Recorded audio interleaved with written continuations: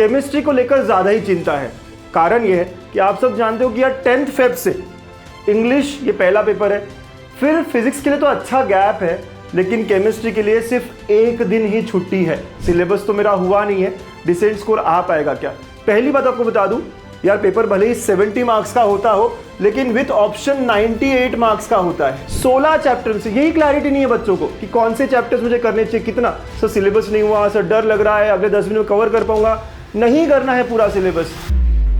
अरे भाई रुको रुको, आपके लिए बहुत बड़ी चीज लेके आया हूँ। महाराष्ट्र बोर्ड के एग्जाम में मचाना है। चैप्टर वाइज इंपॉर्टेंट क्वेश्चन चाहिए, वो भी with hand written solutions. Sir previous year papers चाहिए विथ डिटेल सॉल्यूशंस। ये सब मैं आपको देने जा रहा हूँ, वो भी बिल्कुल फ्री। आपको सिर्फ देने होंगे 30 सेकेंड्स और फॉलो करनी होगी 3 सिंपल स्टेप। स्टेप 1, हमारे यूट्यूब चैनल गणित अंक को सब्सक्राइब करना है। नंबर 2, डाउनलोड करना है गणित अंक ऐप और साइन अप करना है। स्टेप 3, आपको वो स्क्रीनशॉट हमें व्हाट्सएप करना है इस नंबर पर। आपका स्क्रीनशॉट मिला और हम आपको ऐड कर देंगे हमारे महा रिवीजन कोर्स में। इसमें आपको मैथ्स ही नहीं, फिजिक्स, केमिस्ट्री, इंग्लिश, कंप्यूटर और कई सारे सब्जेक्ट्स के बहुत सारी चीजें मिलने वाली है। अगर हम आपके लिए इतना कुछ कर रहे हैं तो आपका भी इतना बनता है ना, तो इसीलिए गणित अंक के साथ पढ़ोगे तो हमेशा आगे रहोगे। All the best. हेलो बच्चों, वेलकम टू गणित अंक। बोर्ड्स के लिए सिर्फ और सिर्फ 10 दिन बचे हैं और धड़कनें तेज हो गई है, डर लग रहा है क्या होगा, कैसे होगा। केमिस्ट्री को लेकर ज़्यादा ही चिंता है। कारण यह है कि आप सब जानते हो कि यार 10 फेब से इंग्लिश ये पहला पेपर है, फिर फिजिक्स के लिए तो अच्छा गैप है, लेकिन केमिस्ट्री के लिए सिर्फ एक दिन ही छुट्टी है। सिर्फ 1 या 1.5 दिन हम कह सकते हैं जिसका ब्रेक मिला है। उसमें हम कुछ नया पढ़ पाएंगे क्या? वहाँ तो सिर्फ रिवीजन होनी होगी। तो अब मैं अगले 10 दिन में क्या करूँ कि केमिस्ट्री मेरा अच्छा स्कोर हो। कई बच्चे डर रहे हैं सर पास हो जाऊंगा ना। आज मैं बताऊंगा आपको कि फेल होना कितना मुश्किल है केमिस्ट्री में। कुछ बच्चे सोच रहे हैं सर डिसेंट स्कोर आएगा ना, तो कैसे आएगा, कौन से वो चैप्टर है, आज मैं बता दूंगा आपको बस उतने ही चैप्टर करने हैं। पूरा सिलेबस करने का स्ट्रेस नहीं लेना है, ओवरथिंक नहीं करना है कि यार सिलेबस कंप्लीट होगा क्या, कर पाऊंगा क्या। आज 10 दिन में क्या क्या करेंगे ताकि मैं एक डिसेंट स्कोर करूं, मैं बिल्कुल पास हो जाऊं, या अगर मेरा टारगेट है कि फुल स्कोर करना है तब आपको क्या करना चाहिए, सब कुछ डिस्कस करेंगे आज के इस वीडियो में केमिस्ट्री को लेकर। तो सबसे पहले अगर तुम डर रहे हो कि सर फेल हो जाऊंगा क्या, तो बता दूं आप लोगों को फेल होना बहुत मुश्किल है। बहुत ही मुश्किल। अगर कुछ भी नहीं लिखा तभी आप फेल होगे। सर कैसे? आप जानते हो 100 मार्क का पेपर है, 30 मार्क प्रैक्टिकल, जो भी आप प्रैक्टिकल एग्जाम्स में लगे हुए हो वो 30 मार्क प्रैक्टिकल के होते हैं और 70 मार्क थ्योरी के होते हैं, राइट। और 30 में से अगर आप एग्जाम में अटेंडेंस दे रहे हो, कुछ बोल रहे हो, कुछ भी बोला सही गलत, तब भी आपको 26-27 मिलते ही है। चलो वर्स्ट केस हम यहां पकड़ेंगे 25, क्योंकि ये कॉलेज के हाथ में होते हैं मार्क्स। तो 25 मार्क्स हर बच्चा यहां पर लेकर जाता है। अब पास होने के लिए लगता कितना है? 35। तो अब आपको और 10 मार्क्स यहां से लेके आने हैं, जो कि इजी कोई भी 2 चैप्टर, आखिरी 2 चैप्टर उठाओगे ना आप, सिर्फ आखिरी 2 chapter green chemistry, polymer chemistry, तब भी आपके ये 10 मार्क्स बन जाएंगे और आप पास हो जाओगे। बोला था ना मैंने कि पास होना बहुत आसान है। सिर्फ 10 मार्क की थ्योरी आपको लिखनी है और बहुत आराम से। तो पूरा ब्लैंक छोड़ के आते बच्चे वैसा नहीं करना है, कुछ तो लिख के आना है, डेफिनेशंस लिख के आनी है, आखिरी 2 चैप्टर पढ़ के जाना है और पास हो जाना है। तो अगर तुम डर रहे थे पास होऊंगा क्या, आप फेल नहीं होंगे, right, that is for sure. चलो सर ठीक है, पास होना आसान है, हर कोई पास हो जाएगा, हम भी हो जाएंगे। डिसेंट स्कोर कैसा आएगा? पूरा सिलेबस तो मेरा हुआ नहीं है, डिसेंट स्कोर आ पाएगा क्या? पहली बात आपको बता दूं, यार पेपर भले ही 70 मार्क्स का होता हो, लेकिन विथ ऑप्शन 98 मार्क्स का होता है। कितना? 98 मार्क्स का होता है। पूरा सिलेबस करने की जरूरत ही नहीं है। स्मार्ट स्टडी इंपॉर्टेंट है। अगर मैं आपको कहूं कि कुछ चैप्टर्स 5 या 6 चैप्टर्स करके आप 60 स्कोर कर सकते हो, यकीन करोगे? आज मैं आपको एनालिसिस करके बताने वाला हूं। कई टीचर्स से मैंने बात करी, कई बच्चों से बात करी, कौन से इजी चैप्टर्स है जो स्टूडेंट्स को लगते हैं जो आप सबको करने चाहिए, क्योंकि अभी भी यही पजल्ड हो ना कि सर कौन से चैप्टर करूं, मेरा पूरा सिलेबस नहीं हुआ है, पहले क्या करूं। पहले क्या क्या करना चाहिए वो बताऊंगा विद एनालिसिस, और आप कैसे 60 क्रॉस कर सकते हो, ठीक है। तो केमिस्ट्री में 60 क्रॉस करना बहुत बहुत ईजी है। अगर कुछ चैप्टर्स, सर कौन से? सॉलिड स्टेट सबको आसान लगता है मेरे बच्चों, टीचर्स भी कहते हैं, बच्चे भी कहते हैं, और उसका वेटेज 5 मार्क का है, तो 5 मार्क्स आपको आराम से मिल सकते हैं। सॉल्यूशंस अगर आपने नहीं पढ़ा हो, ये आसान चैप्टर है, अगेन 6 मार्क का वेटेज और वो इजी कहा जाता है।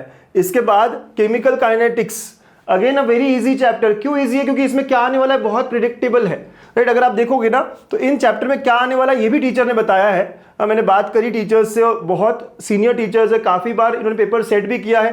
Chemical kinetics first order equation हमेशा आएगा, हाफ लाइफ पीरियड हो सकता है, distinguish between order and molecularity, जैसे सॉल्यूशन में how to determine molar mass, osmotic pressure, या सॉलिड स्टेट में शॉर्टकी फ्रैंकल डिफेक्ट पे आएगा क्वेश्चन, डेंसिटी प्रॉब्लम आएगा।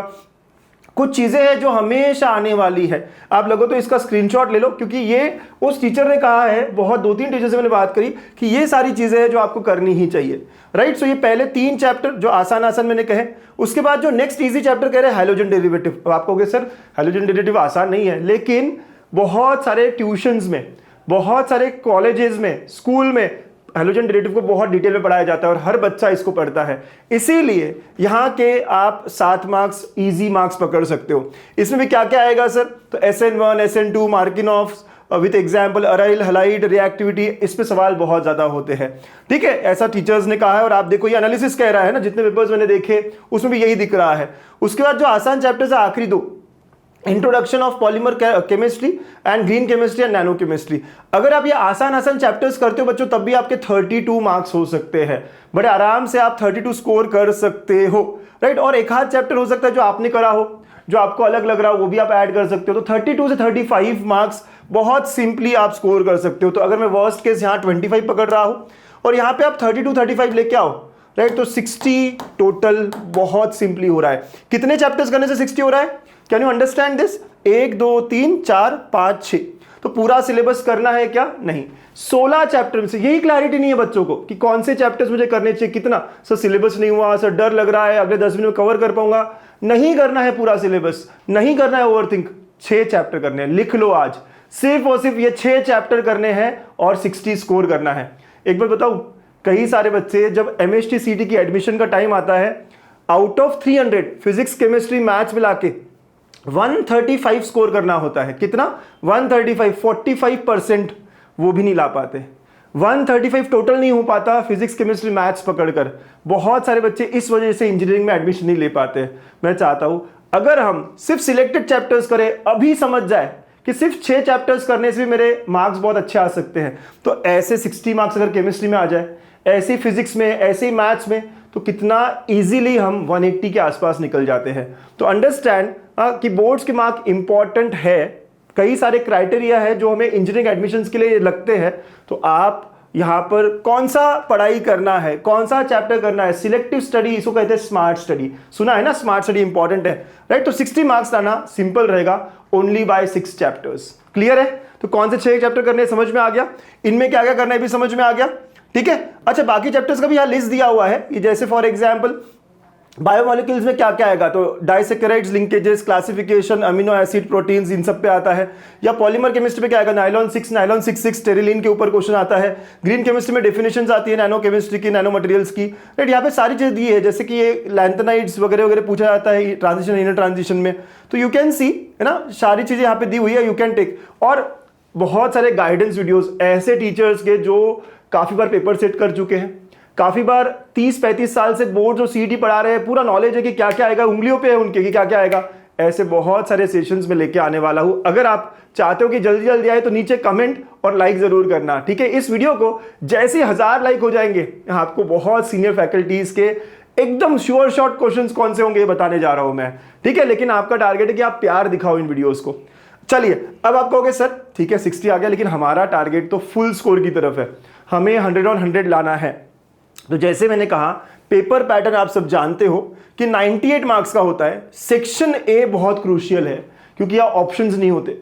10 ऑब्जेक्टिव 10 मार्क के लिए, राइट, वो अच्छे से करे होने चाहिए। फिर उसके बाद में वेरी शॉर्ट आंसर 8 मार्क के लिए होते हैं। तो 18 मार्क्स का जो सेक्शन है ना, ये इंपॉर्टेंट है क्योंकि कंपलसरी सेक्शन होता है। यहां गलती नहीं करनी है अगर आप फुल स्कोर की तरफ जा रहे हो। यहां बहुत इंपॉर्टेंट है कि मैं सारी चीजें सही करूं, यहां वहां देख के ना करूं। तो इसके लिए पढ़ाई करनी होगी, इसके लिए हमें अच्छे एफर्ट देने होंगे।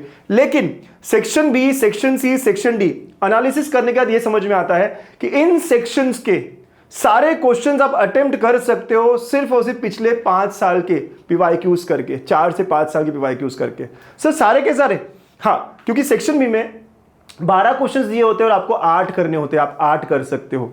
सेक्शन सी में 12 क्वेश्चंस दिए होते हैं, आपको 8 करने होते हैं, आप 8 कर सकते हो। सेक्शन डी में 5 क्वेश्चंस दिए होते हैं, आप 3 करना होता है तो 3 कर सकते हो। बाकी ऑप्शंस वाले क्वेश्चंस आप छोड़ दो, लेकिन पूरा पेपर आप अटेम्प्ट कर सकते हो अगर आप पिछले 4 से 5 साल की पीवाईक्यूज कर लेते हो अच्छे से सारे चैप्टर्स के। ठीक है, पीवाईक्यूज कहाँ मिलेंगे? गणितंक ऐप पर हमने आपको दे रखे हैं, बिल्कुल फ्री दे के रखे हैं। महा रिवीजन जो हमारा पूरा है उसमें विद सॉल्यूशन दे रखे हैं, राइट। तो आप जाओ, देखो और करो, right. It is all available for you, बिल्कुल फ्री है।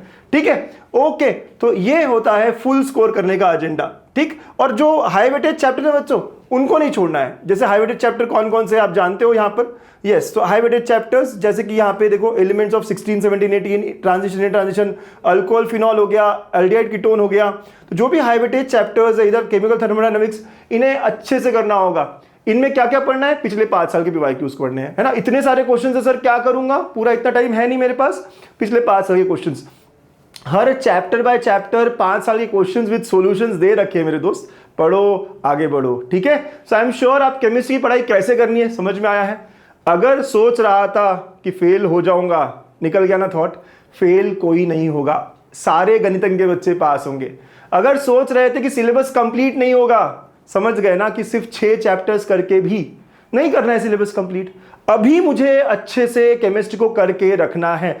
फिर से याद दिला दूं, 1 या 1.5 दिन का ही गैप है ना। 16 के बाद सीधा 18 को केमिस्ट्री है, बहुत कम गैप है।